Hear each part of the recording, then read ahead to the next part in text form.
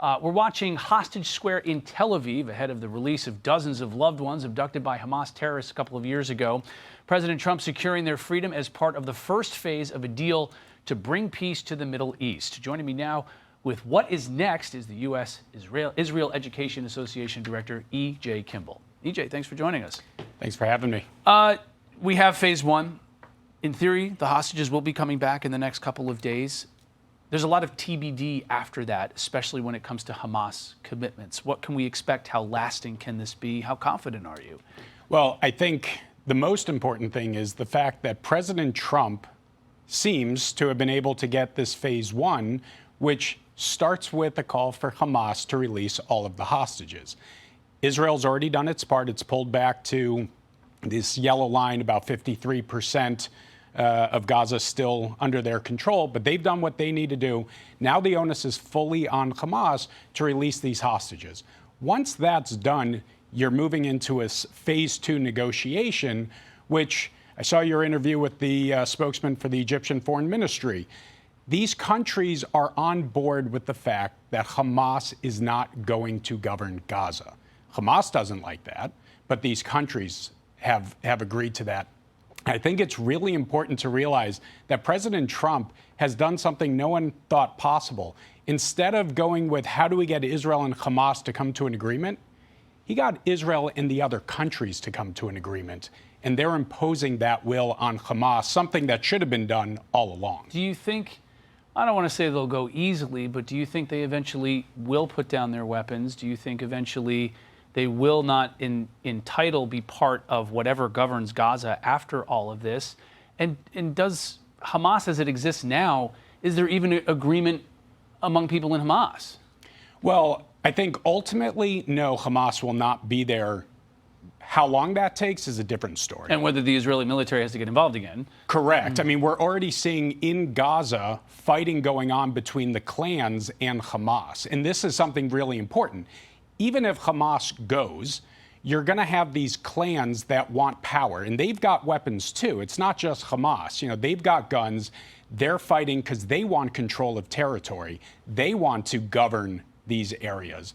And some of them have been working with Israel, but it doesn't necessarily mean that they love Israel or like Israel or want to recognize Israel, but they're looking at how do we gain control of these areas. So it's that phase two negotiations.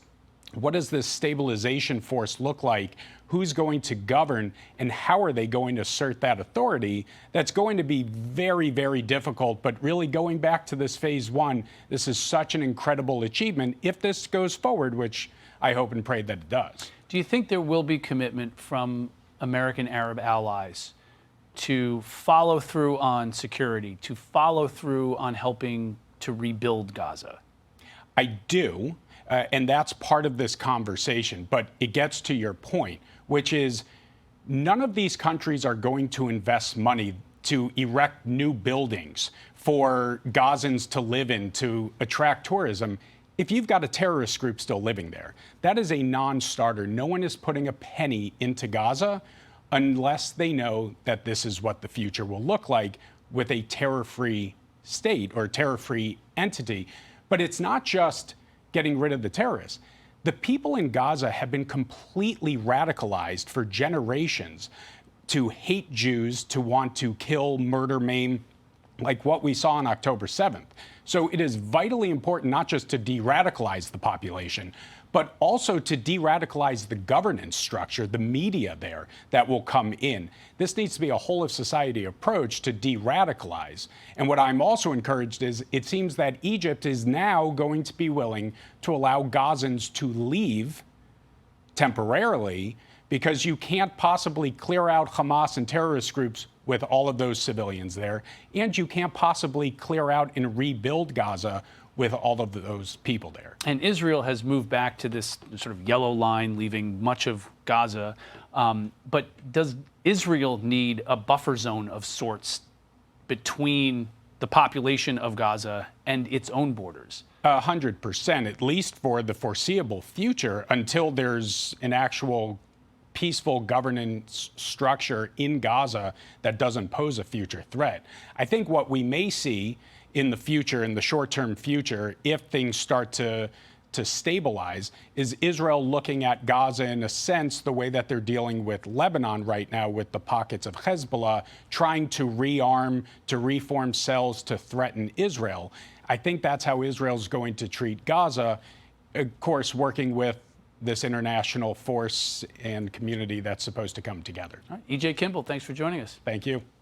Hey everyone, I'm Emily Campagno. Catch me and my co-hosts Harris Faulkner and Kaylee McEnany on Outnumbered every weekday at 12 p.m. Eastern, or set your DVR.